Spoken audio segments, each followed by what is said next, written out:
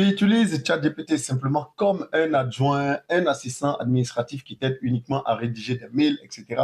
C'est une grosse erreur parce que ChatGPT peut t'aider dans la vie de tous les jours. Je te confie ici 5 éléments sur lesquels, la vie de tous les jours, ChatGPT peut te dépanner. Numéro 1, aide au devoir avec vos enfants à la maison.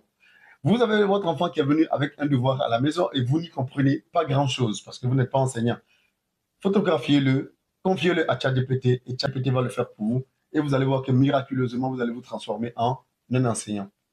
Cas numéro 2, avant de vous le donner, si vous ne me connaissez pas, connais et je rends l'intelligence artificielle accessible aux personnes de 40, 50 ans à qui je veux faire voir l'intelligence artificielle, non pas comme une menace, mais comme un partenaire qu'ils peuvent utiliser dans la vie de tous les jours pour améliorer leur vécu et leur travail. Cas numéro 2, donc, vous êtes perdu en race campagne. Vous avez un voyant lumineux qui s'allume sur le tableau de bord de votre voiture. Vous êtes paniqué, vous ne savez pas quoi faire. Restez calme. Demandez à ChatGPT, photographier et demandez-lui ce que c'est. Il va vous le dire en quelques secondes et vous dire éventuellement s'il y a danger pour vous de continuer à rouler ou non. 3. Vous êtes allé faire une radio, une IRM, etc. et vous n'y comprenez rien. Confiez-le à ChatGPT. Il va vous lire, il va vous dire exactement ce dont vous souffrez, si vous avez une pathologie ou non. Et cela va être très intéressant pour vous parce qu'il sait le lire de façon très, très, très, très précise. Numéro 4.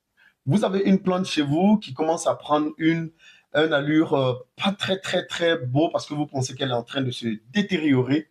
Photographiez-la, envoyez la photo à ChatGPT et dites-lui de vous aider à entretenir votre plante. Il vous dira ce de quoi elle souffre et comment y en venir à bout.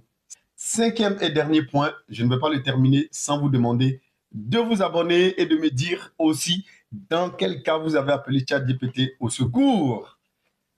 Point numéro 5, donc, c'est toujours dans le domaine médical. Vous êtes allé faire des examens de sang, un check-up complet et vous avez un dossier très long que vous allez voir le médecin, il vous le survole très rapidement. Prenez-le, confiez-le à ChatGPT qui va vous le lire dans tous les détails. Dites-lui que vous voulez le comprendre comme un enfant de 10 ans. Il va vous le détailler, vous dire exactement si vous avez des problèmes de santé, les vitamines que vous devez prendre, etc., etc. Et là, chaque conseil que je vais vous donner avant de terminer, chaque fois que vous confiez des dossiers avec des données sensibles à ChatGPT, et anonymer d'abord ces données avant de les donner à ChatGPT. Allez, je rappelle, donnez-moi en commentaire ce que vous avez déjà confié à ChatGPT, comment il vous a aidé.